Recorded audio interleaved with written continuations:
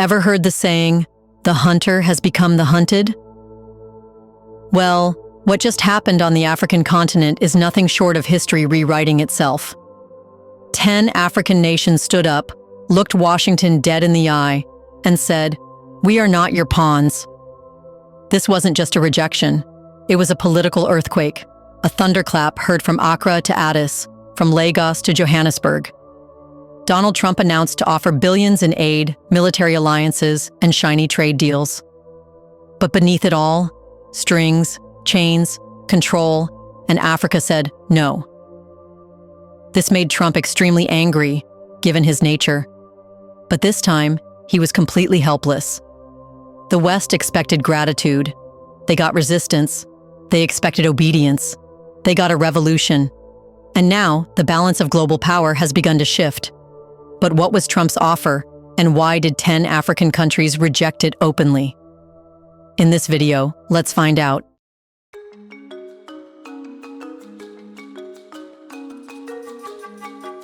Number 10. Ghana. When Donald Trump extended a $500 million military aid package to Ghana, the world thought it might be a straightforward deal. But buried beneath the surface was a set of conditions so outrageous, so imperial in nature, that Ghana's leadership didn't just reject the offer. They roared in defiance. The aid came with strings thicker than chains. Ghana was expected to sever its growing ties with China, grant the United States unrestricted military access by hosting American bases on its soil, and, most disturbingly, surrender operational control of its major ports. The Tema port was on the top of the list, which is one of West Africa's most strategically located ports. The U.S. tried using the excuse of so-called logistics purposes. In short, the United States wanted Ghana to trade its sovereignty for security, to become a pawn in America's geopolitical chess match with Beijing. But Ghana did not flinch. In a historic stand, its leaders issued a firm and unified response. Absolutely not.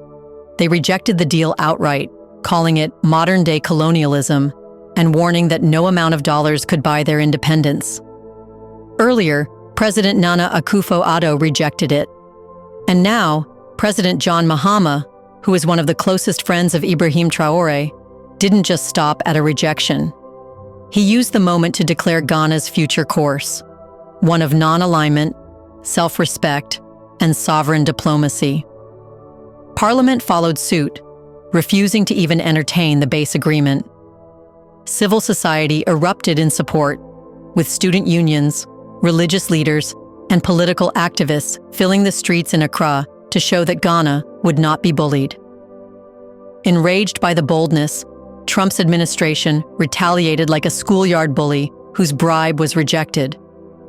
The U.S. revoked visa-free travel for Ghanaian government officials, a petty but predictable attempt at pressure. But Ghana didn't blink. The same week, Ghana hosted a Chinese investment delegation and announced new trade deals with Turkey and Russia. The signal was unmistakable. Ghana was done playing second fiddle. It would no longer bow to a power offering deals soaked in dominance. And in that moment, Ghana didn't just say no to Trump. It reminded the world that Africa was waking up, and it would never again sign away its dignity under the shadow of a foreign flag. Number 9. Nigeria. Trump's offer to Nigeria was wrapped in gold, but beneath the wrapping was a demand so bold it shocked even the most seasoned political watchers in Abuja. The United States, under Trump's direct economic plan, proposed billions in energy investments, technology, and security support. The condition? American corporations receive a 51% controlling stake in Nigeria's oil sector. In effect, Washington wanted the crown jewel of West Africa, the Niger Delta, the pipelines, the refineries, the offshore rigs, all under American ownership. It was not an offer. It was a corporate coup attempt masquerading as diplomacy. The reaction from Nigeria was swift, scathing, and unified. President Bola Ahmed Tinubu, a man known for his diplomatic tone, didn't mince words. This deal would enslave the next generation, he declared. The Nigerian Senate responded with fury, denouncing the proposal as an economic act of war. Activists stormed the streets of Lagos with placards that read, "Our oil, our future," and "Yankee go home." It wasn't just rejection, it was a rebellion. Across television, social media, and radio, Nigerians from all walks of life stood behind their leaders, vowing that not one drop of Nigerian oil would be handed over to foreign hands without a fight. Trump's administration, blindsided by the blowback, turned to threats. Economic sanctions, the halting of military aid, and the freezing of trade agreements were all dangled as punishments. But Nigeria didn't budge. Instead, they opened new doors with Russia and China, signing infrastructure and energy deals that respected Nigerian sovereignty and offered more favorable terms. Moscow promised technology transfer, not ownership. Beijing committed to refinery construction, not territorial control. In one of the boldest moves yet, Nigeria even invited Russian oil advisors to help with local production, something unthinkable under U.S. dominance just 5 years ago. The message was simple but powerful. Nigeria would never again allow itself to be an economic colony, no matter how shiny the chains. The oil beneath its soil belongs to its people, not to Wall Street, not to Washington. And if that means walking away from billions dangled in front of them by Trump's team, so be it. Better to build a nation with dignity than to sell it for a quick payout. Number 8. South Africa. Trump's offer to South Africa was cloaked in economic seduction, including preferential access to elite U.S. markets, billions in trade investment, and a host of diplomatic perks. But beneath the shine was the real demand: leave BRICS. Abandon China, Russia, Brazil, and India. Side fully with Washington. It was more than a geopolitical maneuver. It was an open attempt to fracture the growing independence movement that BRICS represents for the global South. But President Cyril Ramaphosa didn't blink. His reply came not in whispers, but thunder. "We are not your puppets." He rejected the offer without hesitation and publicly reaffirmed South Africa's commitment to BRICS, declaring that no superpower had the right to dictate his country's alliances. The South African public roared in support. Protesters waved BRICS flags in Johannesburg, Cape Town, and Durban. Intellectuals, youth movements, and even members of the business community spoke in one voice. South Africa would not be bought, bribed, or bullied. The U.S., enraged, retaliated by slapping tariffs on South African exports like wines, metals, and textiles. It was a clear punishment for insubordination, but South Africa did not waver. Instead, it strengthened its trade deals within BRICS, began talks with Russia and China for expanded infrastructure cooperation, and positioned itself as a gateway for BRICS investment into the rest of the continent. What Trump hoped would isolate South Africa only made it stronger. Number 7. Ethiopia. The Trump administration dangled a glittering military and economic lifeline to Ethiopia. Hundreds of millions in aid, defense contracts, and security guarantees. The catch? Ethiopia would have to hand over its skies. A massive U.S. drone base was to be constructed, and the Pentagon demanded full access to Ethiopian airspace for counter-insurgency operations. To some, it sounded like security cooperation. To Prime Minister Abiy Ahmed, it sounded like an occupation. He didn't just say no. He declared, "We will handle our own security." Ethiopia would not become another launchpad for American war games. When the U.S. cut military aid in retaliation, Ethiopia's response was stunning. Within months, it unveiled its own drone and ammunition manufacturing facilities, built by Ethiopian engineers, powered by local expertise. Skywing Industry and the Hamako ammunition complex became symbols of defiance, pride, and technological sovereignty. Ethiopia joined the rare league of African nations producing defense hardware on its own soil. And it didn't stop there. Ethiopia began exporting weapons, signing $30 million worth of ammunition contracts in just 3 months. Trump's pressure had backfired spectacularly. Ethiopia emerged not as a weakened ally, but as a military-industrial trailblazer in Africa. Before we continue further, tell us, Are you enjoying the video? If yes, please like and share the video and subscribe to our channel to watch more videos on Black Africa. Let's continue now. Number 6. Kenya. Trump's offer to Kenya came under the guise of infrastructure development, a staggering $3.6 billion in loans to upgrade highways, ports, and railways. But buried in the fine print were conditions so outrageous that even pro-Western observers were stunned. The deal required Kenya to privatize all strategic infrastructure, handing it over to U.S. companies, and to allow American courts to override Kenyan law in any commercial dispute. It was a legal colonization scheme, plain and simple. President William Ruto didn't even entertain the proposal. "This is worse than colonialism," he declared.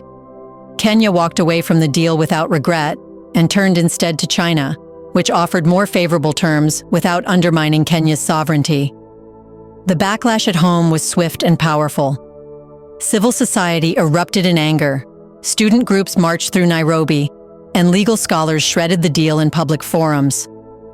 Kenya made it clear, no infrastructure, no court, and no port would ever be signed away in exchange for loans with imperial terms. It wasn't just a rejection, it was a warning. Don't insult our intelligence and call it aid. Number 5. Tanzania. Trump's administration thought it had a win-win proposition for Tanzania: millions of COVID-19 vaccines and access to cutting-edge American medical technology. But as always, there was a chilling red flag. Tanzania would have to serve as a testing ground for experimental drug trials with limited oversight. In other words, the people of Tanzania would be treated like lab rats in a global pharmaceutical experiment. President Samia Suluhu Hassan immediately rejected the offer. "We are not your guinea pigs," she said through her health ministry. Tanzanian officials condemned the proposal as unethical, exploitative, and dangerous. The government refused to expose its citizens to unproven treatments for the sake of securing access to technology. Instead, Tanzania partnered with China, securing a vaccine deal that came with full transparency, clear terms, and no sinister undertones. Trump's attempt to turn Africa into a medical lab collapsed, and Tanzania walked away with its dignity intact and its sovereignty affirmed. Number 4. Algeria. In a bold move, the Trump administration offered Algeria a package of advanced U.S. surveillance systems and intelligence-sharing tools in exchange for one thing: to spy on your neighbors. Libya, Mali, Niger, all were to be monitored, with sensitive data relayed back to Washington. Algeria was to become the region's eyes for the American empire, turning Africa against itself. Algeria didn't hesitate. "We are not your informants," the government stated flatly. The deal was refused with a level of clarity rarely seen in international diplomacy. Algerian officials warned that Africa must not betray Africa, and that regional solidarity was far more important than U.S. favor. They strengthened internal security instead, relying on domestic systems and partnerships with trusted African allies. The rejection sent ripples through the continent. No amount of hardware or dollars could make Algeria turn its back on its neighbors. Trump had underestimated the strength of Algerian pride and the country's long-standing principle of non-intervention. Number 3. Senegal. Trump's administration made Senegal an offer that was supposed to look noble: millions in funding for democracy building, electoral support, and civil society aid. But behind the curtain was a plan to install a Western-friendly leader in the upcoming elections. Through backdoor funding, opposition groups were being propped up, and foreign consultants were dispatched to steer political outcomes from the shadows. But Senegal wasn't sleeping. Journalists uncovered leaked documents showing U.S. involvement in political engineering. Instead of keeping quiet, the government went public. The papers were declassified and read on live TV. "We will not allow foreign powers to manipulate our democracy," one government spokesperson declared. The revelations sparked outrage across the country. Protesters marched in Dakar demanding the expulsion of foreign agents. In response, Senegal expelled 2 American diplomats and revoked USAID's permissions to operate within the country. The United States downplayed the scandal, but the damage was done. Senegal had drawn a red line and dared the West to cross it again. Number 2. Angola. Trump's administration came to Angola with dollar signs in their eyes and a classic ultimatum in their briefcases: billions in U.S. infrastructure investments like roads, bridges, refineries, ports, but only if Angola cut all economic ties with China. Specifically, the U.S. wanted Angola to cancel Chinese-backed mining and oil projects, essentially severing relations with one of its biggest development partners.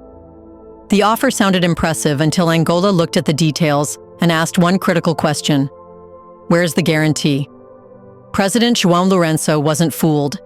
He knew what China had already built in Angola: highways connecting remote provinces, railway systems revitalized, ports modernized, and billions in long-term infrastructure investments without the constant political interference the West is infamous for.